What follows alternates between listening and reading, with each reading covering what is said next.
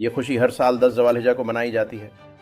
یہ دن حضرت ابراہیم علیہ السلام کی اس عظیم قربانی کی یاد میں منایا جاتا ہے جب انہوں نے اللہ کے حکم پر اپنے بیٹے حضرت اسماعیل علیہ السلام کو قربان کرنے کا ارادہ کیا۔ اللہ تعالی نے حضرت ابراہیم علیہ السلام کی اس آزمائش کو قبول فرمایا اور حضرت اسماعیل علیہ السلام کی جگہ ایک مینڈھا بھیجا۔ اسی واقعے کی یاد میں آج بھی مسلمان اس دن اللہ کی رضا کے لیے گائے، بھینس، بکرے، دنبے اور اونٹ کی قربانی کرتے ہیں۔ یہ قربانی صرف جانور ذبح کرنے کا نام نہیں، بلکہ اللہ کے لیے خلوص، تقوی اور وفاداری کا اظہار ہے۔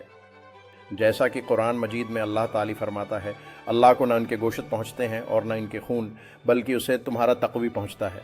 سورہ الحج آیت 37۔ عید الاضحی کی خاص بات یہ ہے کہ یہ ہمیں سکھاتی ہے کہ اللہ کے راستے میں ہمیں اپنی زندگیوں میں قربانی دینے کی اہمیت کو سمجھنا چاہیے۔ یہ دن ہمیں یاد دلاتا ہے کہ حقیقی خوشی قربانی دینے میں ہے۔ ہمیں اللہ کی راہ میں فراق دلی سے دینا چاہیے اور ایک دوسرے کے ساتھ مل کر خوشیاں منانی چاہیے۔ یہ روایت ہمیں ایک دوسرے کے قریب لاتی ہے اور محبت و اخوت کی مثال قائم کرتی ہے۔ یہ خوشیوں کا دن ہماری زندگیوں میں امید اور محبت کی کرنے لاتا ہے۔ یہ دن ہمیں یاد دلاتا ہے کہ مل جل کر زندگی کی مشکلات کا سامنا کرنا زیادہ آسان ہوتا ہے۔ یہ خوشی کی رات ہمیں اپنی زندگیوں میں محبت اور ایک دوسرے کا خیال رکھنے کی اہمیت سکھاتی ہے۔ یہ خوشیوں بھرا تہوار ہمیں روحانی اور جسمانی دونوں حیثیت سے مستحکم کرتا ہے۔ ہماری روایات اور خاندانی بندھن ہمیں مل کر فورٹس کرتے ہیں۔ یہ یادیں ہمیں بتاتی ہیں کہ خوشی کا اصل راز اپنے پیاروں کے ساتھ وقت گزارنا ہے۔ یہ تہوار ہمیں یاد دلاتا ہے کہ خوشی صرف شخصی نہیں بلکہ اجتماعی ہوتی ہے۔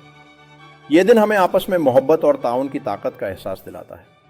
یہ خوشیوں بھرا دن ہمیں زندگی کی سادگی اور خوبصورتی کا احساس دلاتا ہے۔ یہ تہوار ہمیں یاد دلاتا ہے کہ چھوٹی چھوٹی خوشیوں میں بڑی خوشی چھپی ہوتی ہے۔ اس دن ہمیں بھی نئے آغاز اور دوستی کے بندھن مضبوط کرنے کی ترغیب ملتی ہے۔ یہ خوشیوں کا تہوار ہمیں اپنے ارد گرد موجود لوگوں کی قدر کرنے کی یاد دلاتا ہے